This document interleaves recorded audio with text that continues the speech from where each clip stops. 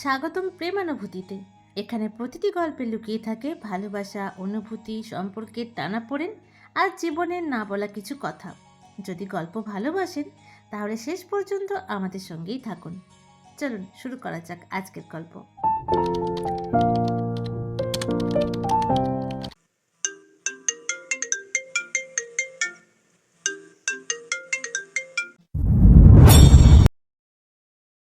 আকাশ এত মেঘেলা, যেও না কো একলা, এখনই নামবে অন্ধকার।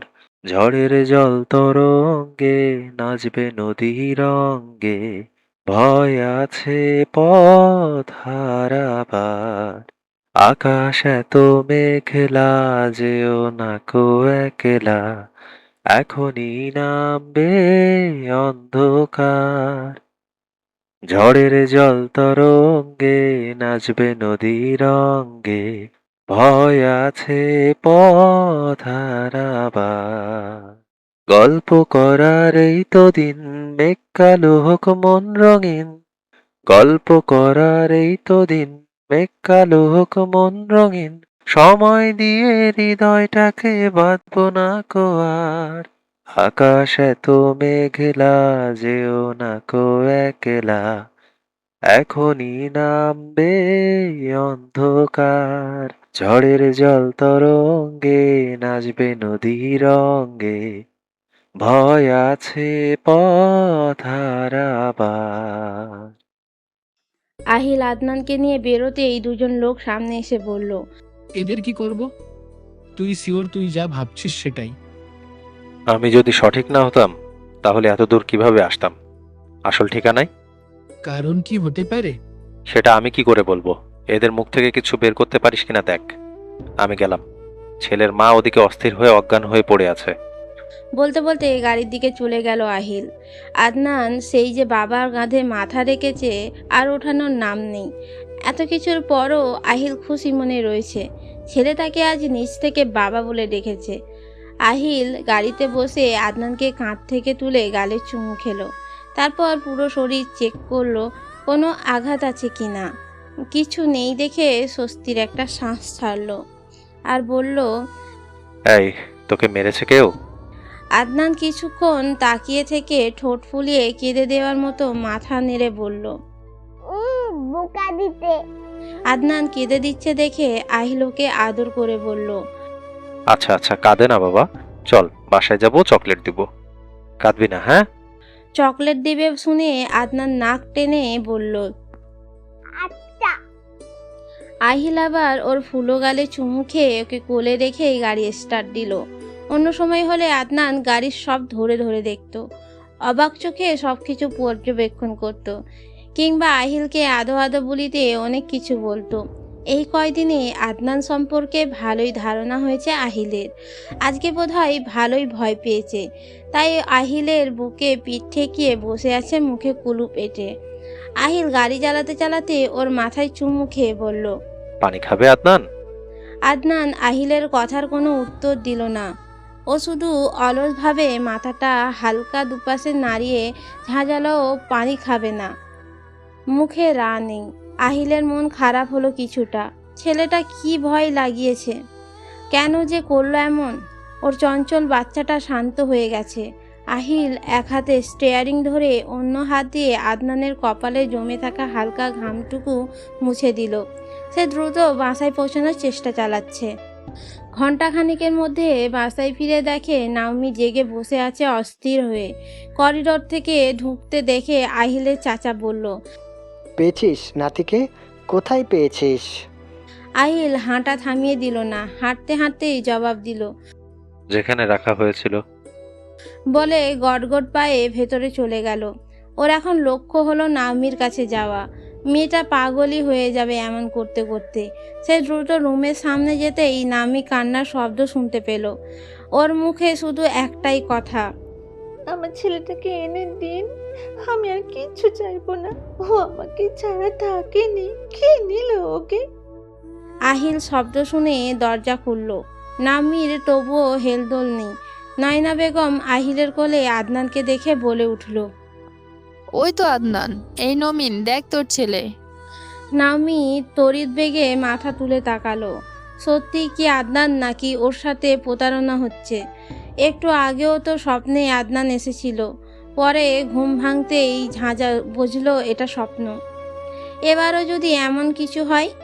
নাওমি নড়চড়বিহীন স্তব্ধ রূপ দেখে নয়না বেগম আহিলের দিকে এগিয়ে গেল। আহিল ইশারা করে আশ্বস্ত করে মুখে বলল, সব ঠিক আছে, তোমার রুমে যাও, আমি সামলে নিচ্ছি ওকে, চিন্তা করো না। সেটাই ভালো বাবা। নয়না বেগম আর আহিলের চাচি বেরিয়ে গেলে আহিল নামির সামনে গিয়ে দাঁড়ালো। নামি একইভাবে তাকিয়ে আছে। নাও, তোমার ছেলেকে এনে দিলাম। নামির স্থির চাউনি আহিল আবার শুধলো। কি হলো, নিবে না? এটা তোমার ছেলে আদনান। নমি, নমি, এটা সত্যি আদনান, ছুঁয়ে দেখো।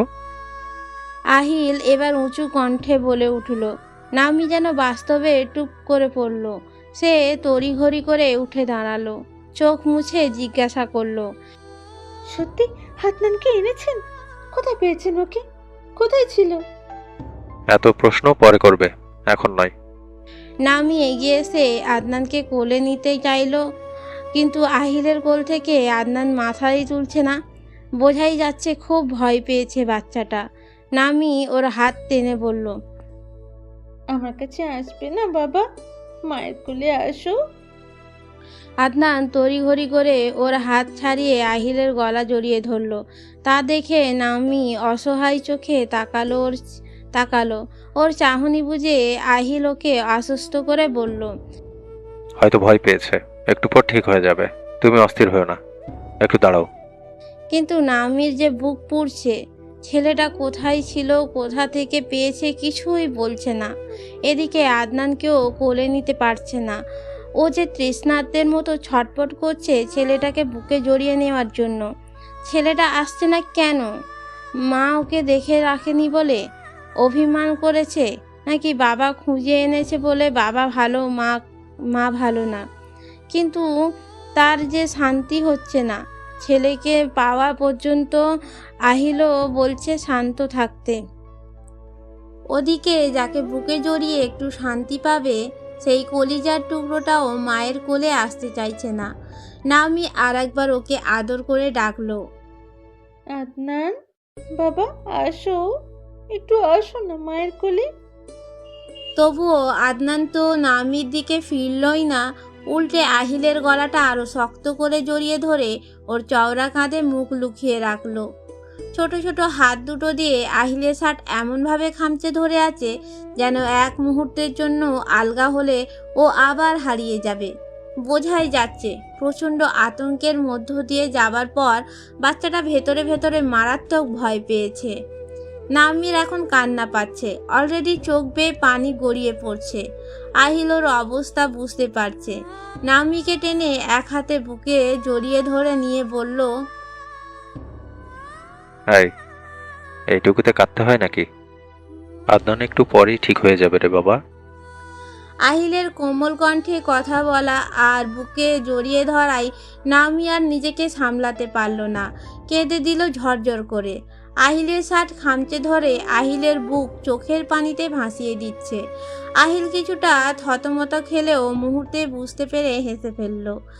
এক হাতে ছেলে আর এক হাতে কান্নারত বউকে জড়িয়ে ধরে দাঁড়িয়ে থাকলো সে। এতে অবশ্যই খারাপ লাগলো না, বরং ভালোই লাগলো। যে মেয়েটা ছায়ার নাগাল পেত আহিলকে হাজারবার ভাবতে হতো, আজ নিয়তির কোনো এক অদ্ভুত খেলায় সে মেয়েটাকে ওর বুকেই আশ্রয় খুঁজে নিয়েছে। এক হাতে নিজের অস্তিত্ব জুড়ে থাকা ছেলে আর অন্য হাতে ভালোবাসার পুরো আকাশটাকে আগলে ধরে আহিলের মনে হলো পৃথিবীর সব যুদ্ধ জয় করা শেষ। এখন শুধু এই মুহূর্তটাকে স্তব্ধ করে রেখে দেয়া যাক। বেশ কিছুক্ষণ কেটে যাওয়ার পরও নাওমি কান্নার বেগ অবশ্যই কমল না। ও অনবরত আহিলের বুকে মুখ গুজে ফুঁপিয়ে চলেছে। কতক্ষণে জমানো ভয় আতঙ্ক যেন এই একটা নিরাপদ আশ্রয়ে ছোঁয়া পেয়েও বাঁধ ভাঙা বন্যার মতো গলে বেরিয়ে যাচ্ছে। আহিল পরম মমতায় নামির মাথায় হাত বুলিয়ে দিতে দিতে আলতো করে বলল, আর কত কাঁদবে? কান্না থামাও, আমি আদনানকে তোমার কোলে দিচ্ছি। ও একটু ভয় পেয়েছে, তাই কে ডাকছে বুঝতে পারিনি বোধহয়। আহিল ঘাড় ঘুরিয়ে আদনানের দিকে তাকালো, ওকে আদর করে ডাকলো। আদনান, এই বাঘের ছানা। বাঘের ছানা এমন লুকিয়ে থাকে? আদনান ধীরে ধীরে মাথা তুলল, আশেপাশে তাকিয়ে দেখলো মা আর বাবাকে। মায়ের কান্নারত মুখ দেখে কি বুঝলো কে জানে। সে মা বলে হাত বাড়িয়ে দিল নাওমির দিকে। নাওমি আদনানের দিকে তাকাতেই মায়ের চোখের দিকে তাকিয়ে আদনান এবার ঠোঁট প্রসারিত করে ছোট্ট একটা হাসি দিল। নাওমিও আলতো হেসে আদনানের দিকে হাত বাড়িয়ে দিল। আহিল ওদের দিকে তাকিয়েই ছিল, ওর ঠোঁটের কোণে তখন এক চিলতে প্রশান্তির হাসি। নাও, তোমার কলিজার ভয় ভেঙেছে, এবার তোমার কোল ছাড়বে না। নামি আর এক সেকেন্ডও দেরি করলো না, আহিলের কোল থেকে আদনানকে এক টানে নিজের কোলে নিয়ে নিল। আদনানও এবার আর এতটুকু পিছিয়ে গেল না। ও মায়ের গলা দুহাতে শক্ত করে জড়িয়ে ধরে ছোট্ট ছোট্ট পা দুটো নামির কোমরে পেঁচিয়ে একবারে লেপ্টে রইল। নামি বিছানায় বসে আদনানের সারা মুখে কপালে দুই গালে পাগলের মতো চুমু খেতে লাগলো। ওর মনে হচ্ছিল কত জন্ম পর ওর যেন নিজের হারিয়ে যাওয়া স্পন্দনটা ফিরে পেয়েছে। ওকে আদর করতে করতেই বিড়বিড় করলো, কোথায় চলে গিয়েছিলে? আমার কলিজা ছাড়া আমি থাকতে পারি? আর কোথাও যেতে দিব না মায়ের কাছ থেকে। নামি চোখ দিয়ে এখনো পানি গড়িয়ে পড়ছে। আদনানকে বুকে জড়িয়ে নিল। মায়ের বুকের ওম পেয়ে আদনান আরও সেটিয়ে গেল। মায়ের কোলে মুখ গুজে শান্ত হয়ে পড়ে রইল। আহিল খাটের একপাশে বসে পরম তৃপ্তি নিয়ে মা ছেলের এই ভালোবাসার দৃশ্যটা দেখছিল। নামির ভরসার জায়গা রক্ষা করতে পেরেছে দেখে সে স্বস্তির নিঃশ্বাস ছাড়ল। ফোনে কিছু মেসেজ ঘাটাঘাটি করে উঠে দাঁড়ালো। নামিকে এখনো আদনানকে কোলে নিয়ে বসে থাকতে দেখে বলল, এবার ওকে একটু ফ্রেশ করিয়ে দেওয়া দরকার নমি। ওর গায়ে বাইরে ধুলোবালি লেগে আছে। ওর পেটে বোধহয় চড়া খিদেও আছে। সারা রাস্তা মুখে কুলু পেটে বসেছিল, কিচ্ছু মুখে দেয়নি। সে কখন থেকে পেটে কিছু পড়েনি। আহিলের কথায় নামির হুঁশ ফিরল। ও আদনানের ধুলোমাখা জামা আর উস্কো খুস্কো চুলের দিকে তাকিয়ে আবার চোখ ভরে উঠল। আসলেই তো ছেলেটার যত্ন নেওয়া দরকার এখন।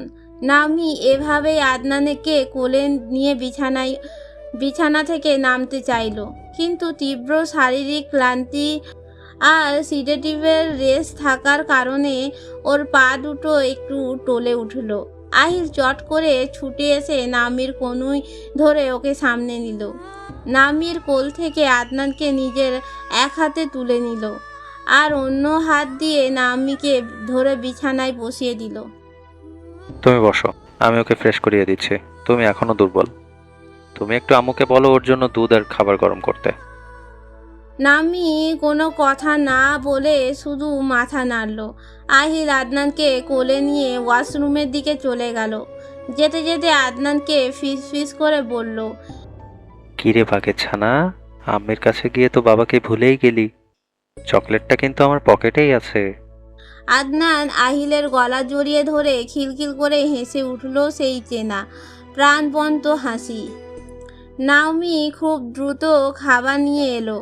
আদনানকে নিয়ে ফ্রেশ হয়ে বেরোতেই নাওমি আদনানকে বিছানায় বসিয়ে খাওয়াতে নিল। আহিল একটু সরে এসে দাঁড়ালো, একটু খেয়াল রাখলো ওদের ওপর। তারপর নামি আদনানকে খাওয়াচ্ছে দেখেও খুব সাবধানে কোমর থেকে পিস্তলটা বের করে আলমারির তাক খুলে গোপন এক ড্রয়ারে রাখতে গেল। হঠাৎ পিছন থেকে শোনা গেল নামির কণ্ঠ, ওটা কি? এভাবে ওই পাশে রাখছেন কেন? আহিল চমকে উঠতেই নামির মুখ চেপে বলে উঠল, অস্ত্র! নামি উচ্চস্বরে আওয়াজে আহিল তড়িঘড়ি করে রুমের দরজা বন্ধ করে ওর দিকে এগিয়ে আসলো। আস্তে, কি করছো? চিল্লিয়ে সবাইকে জানাবে নাকি? নামি কাঁপতে কাঁপতে চোখ বড় বড় করে বলল, ও ওটা ওটা তো, এটা আপনার কাছে কি করে আসতে পারে? আদনান ওদের দিকে তাকাচ্ছে। ওরা দুইজন কি বলছে তা বোঝার চেষ্টা করছে বোধহয়। আহিল একবার ওর দিকে তাকিয়ে বলল, তুমি আদনানকে আগে খাইয়ে দাও, ছেলেটার পেটে কিছু পড়েনি। আমি তারপর তোমাকে সব বলবো। না, আগে বলেন, আপনি একজন ডক্টর, তাহলে আপনার কাছে কিভাবে এটা আসলো? আসলে আপনি কে, কি করেন এটা নিয়ে? আহিল ছোট্ট করে শ্বাস ছেড়ে বলল, দেখে যখন নিয়েছো, আমি কিছুই লুকাবো না। তুমি আদনানকে খাইয়ে ঘুম পাড়িয়ে দাও, আমি এসে সব বলছি তোমাকে। প্লিজ এখন আর কথা বাড়িও না। আদনানকে দেখো, খুব ক্লান্ত লাগছে। নামি আদনানের দিকে তাকালো। আসলেই তো, বাচ্চাটা গোল গোল চোখে দুটো ঘুমে আর ক্লান্তিতে ঢুলে আসছে। তবুও মা বাবার মুখের দিকে তাকিয়ে সবটা বোঝার চেষ্টা করছে। আজলান কোথায় যেন বেরিয়ে গেল। নাওমি নিজের ভেতরের কম্পন কমানোর চেষ্টা করে ওকে খাওয়ানোর মনোযোগ দিল। বাটির শেষ চামচ ওকে খাইয়ে দিয়ে বলল, আর একটু আনি। আদনান মাথা নেড়ে বলল, খাবো না। নাওমি মুখ ধুয়ে দিয়ে ওকে বলল, তুমি শুয়ে থাকো, মা চট করে আসছি। হ্যাঁ। আদনান মাথা নাড়িয়ে হ্যাঁ বোঝালো। পরপর বিছানায় গা এলিয়ে দিল। নাওমি মলিন চোখে চেয়ে তা দেখলো বাচ্চাটা বেশ নরম হয়ে গেছে। ও দ্রুত গিয়ে বাটি গ্লাস রান্নাঘরে রেখে আবার ফিরে এলো। আদনানের চোখে তখন ঘুমে ঢুলু ঢুলু। নাওমি ওকে ঠিকভাবে শুইয়ে দিয়ে ওর মাথার পাশে বসে চুলে বিলি কেটে দিচ্ছে। কিছুক্ষণের মধ্যে আদনান তীব্র ঘুমে আচ্ছন্ন হয়ে গেল। নাওমি ঘড়ির দিকে তাকিয়ে উঠে দাঁড়ালো। এত কিছুর মধ্যে আহিলের অস্বাভাবিক সেই সময়ের কথা মাথা থেকে যাচ্ছে না। সে আবার কোথায় গেল, এখনো আসছে না কেন? আহিলের থেকে জানতে না পারলে ওর ঘুম হবে না আজকে। একটু পর দরজা খোলার শব্দ হলো। তখন আমি চোখ লেগে এসেছিল প্রায়, কিন্তু মস্তিষ্ক তো তাড়া দিচ্ছে, তাই ঘুমের মধ্যে সে এসব ভেবে চলেছে। আহিল দরজা খুলে ভেতরে আসতেই দেখলো মা ছেলে ঘুম। নাওমি এলোমেলো হয়ে আধশোয়া হয়ে ঘুমিয়ে আছে। আহিল হাতের ঘড়ি খুলতে খুলতে বিড়বিড় করে বলল, ঘাড় ব্যথা হয়ে যাবে যেভাবে শুয়ে আছে। ও গিয়ে এসে নাওমিকে ধরে সোজা করে শুইয়ে দিতে গেলে ফট করে চোখ খুলে গেল নাওমির। আহিল কিছুটা অপ্রস্তুত হলো বটে। ও ওকে ছেড়ে দাঁড়িয়ে অস্বাভাবিকভাবেই বলল, এমনভাবে ঘুমাচ্ছিলে আর একটু হলে ঢলে মেঝেতে পড়ে যেতে, তাই ঠিক করে দিচ্ছিলাম। বলতে বলতেই আহিল শার্ট খুলে অন্য শার্ট নেওয়ার জন্য আলমারি খুলল। নাওমি বিছানা থেকে উঠে দাঁড়ালো। আহিলের পেছনে গিয়ে দাঁড়িয়ে বলল, আপনি ওই টপিক এড়িয়ে যাচ্ছেন। আপনি কিন্তু বলেছেন ফিরে এসেই সব বলবেন। আহিল না বোঝার মতো করে শোধালো। কোন টপিক? এবার খেপে গেল নাওমি, জ্বলে উঠে বলল, কি শুরু করেছেন আপনি? আদনানকে কোথায় পেয়েছেন তা তো বলেননি। আবার আপনার কাছে পিস্তল কিভাবে এসেছে সেটা বললাম, আর নাটক করে যাচ্ছেন। আহিল এবার ঘুরে দাঁড়ালো, হাতে শার্ট কাঁধে ঝুলিয়ে বলল, নাটক করলাম কোথায়? আমি একজন সাধারণ নাগরিক, আমার সুরক্ষার জন্য আমি এটা রাখতেই পারি। নাওমি অবাক হয়ে বলল, একজন সাধারণ নাগরিকের সুরক্ষার জন্য অস্ত্র? আহিল ঠোঁট চেপে হাসতে দেখে নাওমির রাগ লাগলো। মুখ কুঁচকে চলে আসতে গেলে হাত টেনে ধরল আহিল। হেসে বলল, আচ্ছা আচ্ছা, বলছি তো, রাগ করতে হবে না। ঠান্ডা মাথায় গরম গরম চা খেতে খেতে বলি। নাওমি চোখ গরম করে তাকালো আহিলের একের পর এক নাটকীয় কথা শুনে। আহিল ভড়কে গিয়ে বলল, না থাক, খালি মুখেই বলি। অ্যাটলিস্ট বসে কথা বলি। নাওমিকে টেনে জোর করে বসিয়ে নিজেও বসলো পাশে। হাসি মজা ছেড়ে এবার সিরিয়াস হলো। ওর চেনা ঠাট্টা তামাশা খোলসটা আস্তে আস্তে খসে পড়ে সেখানে ভর করলো এক অদ্ভুত নির্লিপ্ত শান্ত ভাব। নাওমির দিকে স্থির দৃষ্টিতে তাকিয়ে বলল, আম্মু তো তোমাকে বলেছে যে আমি এককালে রাজনীতি করতাম। নাওমি মাথা নাড়ল। যখন অ্যাডমিশন চলে তখন আমি এসব থেকে ধীরে ধীরে সরে যাচ্ছিলাম। লাইফে ক্যারিয়ার করতে হবে এই চিন্তাই হয়তো। যখন আমি মেডিকেলে চান্স পাই তখন আমি পুরোপুরি রাজনীতি থেকে দূরে। কিন্তু ওই যে রাজনীতির একটা নেশা, ওই নেশাটা তো রক্তে মিশে আছে, পুরোপুরি কি আর মুছে ফেলা যায়? তবে মেডিকেলে ঢোকার পর রাজনীতির নোংরামার প্যাচে জড়ানোর ইচ্ছাটা মরে গিয়েছিল। কিন্তু ক্রাইম ইনভেস্টিগেশন, হিউম্যান সাইকোলজি আর ফরেন্সিকের প্রতি আমার অন্যরকম একটা মেধা আর মারাত্মক ঝোঁক ছিল। এক নাগারে কথাটা বলে একটু বিরতি নিল সে। নামি অপলক তাকিয়ে তার চোখ বলছে সে পরের সত্যি জানার জন্য কৌতূহলী হয়ে আছে। আহিল আবার বলল, বছরখানেক ঝোঁকের বসে খুব জটিল কেসের ময়নাতদন্তের রিপোর্টে বা অপরাধীদের সাইকোলজি আমি নিখুঁতভাবে ধরার চেষ্টা করি। অন্যদের তুলনায় আমি কিছুটা এগিয়েও থাকি। এক বড় ভাইয়ের মাধ্যমে আমার এই স্কিলটা ক্রাইম ব্রাঞ্চের এক স্পেশাল উইংয়ের নজরে আসে, যার কারণে সেকেন্ড ইয়ারে ওঠার পর ওরাই আমাকে আন্ডারকভার হিসেবে একটা স্পেশাল মেডিকেল সোর্স উইংয়ে হায়ার করে। নামি হাঁ করে তাকিয়ে আছে। আহিল হেসে হাত দিয়ে ওর মুখ বন্ধ করে দিয়ে বলল, এবার মুখে মাছি ঢুকে যাবে।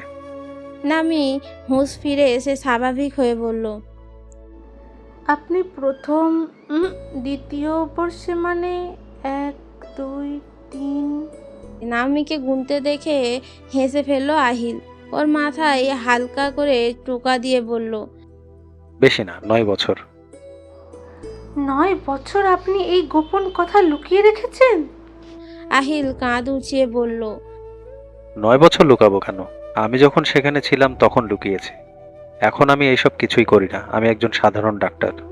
নামি বুঝতে না পেরে অবুঝের মতো করে তাকালো। আহিল আবার বলল, তখন আমি খুব মাঝামাঝি বা ছোট পদেই ছিলাম, তবে আন্ডারকভার এজেন্ট হিসেবে আমার নিরাপত্তার জন্য অফিসিয়ালি এই লাইসেন্সড পিস্তলটা আমাকে দেওয়া হয়েছিল। কিন্তু কয়েক মাসের মাথায় আমি এসব থেকে বেরিয়ে আসি, একদম সাধারণ ডক্টর হওয়ার চিন্তা নিয়েই। তবে পুরোপুরি ছাড়িনি। কিছু কিছু ক্ষেত্রে, বিশেষ করে ওই ক্রাইম ব্রাঞ্চের বড় ভাইরা যখন খুব জটিল কোনো কেসে আটকে যেত, তখন অফিসিয়ালি না হলেও আনঅফিসিয়ালি আমার সাহায্য নিত বা আমাকে ডাকে, আমি তখন না করতে পারি না। নামি ভ্রু কুঁচকে জিজ্ঞাসা করলো, কিন্তু আপনি মাত্র কয়েক মাসের মাথায় অমন একটা রোমাঞ্চকর কাজ থেকে হুট করে কেন বেরিয়ে আসলেন? আহিলের মুখের সেই হালকা হাসিটার রেখা নিমেষেই মিলিয়ে গেল। আহিল অত্যন্ত ভারী গলায় বলল, সেকেন্ড ইয়ারে থাকার সময় একটা আন্ডারকভার মিশনে এমন একটা দুর্ঘটনা ঘটেছিল নমি, যা নেওয়ার মতো মানসিক শক্তি তখন আমার ছিল না। মেডিকেল সোর্স হিসেবে আমার কাজ, কিন্তু সরাসরি কোনো অপরাধী ধরা বা মারামারি করা সেটা ছিল না। আমার কাজ ছিল শুধু পর্দার আড়াল থেকে তথ্য জোগাড় করা আর ফরেন্সিক অ্যানালিসিস করা। একদিন হঠাৎ করেই অন্য কোনো সোর্সের ভুলের কারণে পুলিশ বা ক্রাইম ব্রাঞ্চের মেইন টিম সেখানে হুট করে হানা দেয়, আর অপরাধীরা তখন চারিদিক থেকে কোণঠাসা। তখন ওখান থেকে পালাতে ওরা এলোপাথাড়ি গুলি চালাতে শুরু করে। ওই ক্রসফায়ারের মাঝখানে পড়ে যায় আমারই মেডিকেল কলেজের এক ক্লাসমেট, যে ওই এলাকায় একটা ফার্মেসিতে পার্ট টাইম কাজ করত। বলে একটা ধোঁক গিলল, তারপর আবার বলল, অপরাধীদের ছোড়া একটা বুলেট সোজা এসে ওর বুকে লাগে, আমার একদম চোখের সামনে। ও ছটফট করে মাটিতে লুটিয়ে পড়েছিল। একজন মেডিকেল স্টুডেন্ট হিসেবে যার মূল ধর্ম মানুষের জীবন বাঁচানো, অথচ সেদিন একজন সাধারণ ছাত্র হিসেবে আমার কাছে ওকে বাঁচানোর মতো পর্যাপ্ত জ্ঞান বা মেডিকেল ইকুইপমেন্ট কোনোটাই ছিল না। চারিদিকে তখনও গুলির শব্দ হচ্ছে, আমার কোমরে পিস্তল গোজা, অথচ আমার চোখের সামনে আমারই বন্ধু রক্তক্ষরণ হয়ে আস্তে আস্তে নিস্তেজ হয়ে গেল। আমি আমার এই হাত দুটো দিয়ে ওর ক্ষতস্থান চেপে ধরেও ওর প্রাণটা আটকে রাখতে পারিনি। আহিল একটু থামলো। ওর কণ্ঠস্বর হালকা কেঁপে উঠল পরের কথা বলতে গিয়ে। এই তীব্র অসহায়ত্ব আর অপরাধ বোধ আর ট্রমা আমি নিতে পারিনি নমি। নিজের প্রতি এক তীব্র ঘৃণা জন্মে গিয়েছিল। যে অস্ত্র মানুষের জীবন কেড়ে নেয় তা আমার কোমরে জ্বলজ্বল করছে, অথচ যে বিদ্যা দিয়ে মানুষের জীবন বাঁচানো যায় তা আমি তখনও পুরোপুরি শিখতেই পারিনি। ওই রাতেই আমি আন্ডারকভারের আইডি কার্ড আর পিস্তলটা নিয়ে এসে আলমারির এই গোপন ড্রয়ারে লক করে দিই। ডিপার্টমেন্টকে জানিয়ে দিই আমি আর পারছি না। সেই থেকে আমি কেবল একজন সাধারণ ডাক্তার হয়ে মানুষের জীবন বাঁচিয়ে নিজের ভেতরে সেই পুরনো ক্ষত আর অক্ষমতার প্রায়শ্চিত্ত করার চেষ্টা করে গেছি।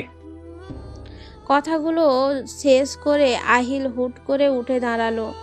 নরম সরম রূপ উবে গিয়ে ওর চেহারায় ভর করলো হিংস্র চাহনি। কিন্তু আজ যখন আমার কলিজার টুকরো আদনানকে কেউ এভাবে ছিনিয়ে নিয়ে গেল, তখন আমার প্রতিজ্ঞার দেয়াল 1 সেকেন্ডে ভেঙে গুঁড়ো হয়ে গেছে নমি। নিজের সন্তানের সুরক্ষার জন্য, তাকে অক্ষত তোমার কোলে ফিরিয়ে আনার জন্য আমি এমন হাজারটা প্রতিজ্ঞা এক লহমায় ভেঙে আবার সেই পুরনো আহিল হয়ে যেতে পারি। আমার তেজ আগের মতোই আছে, শুধু আমি সেসব লুকিয়ে রাখি।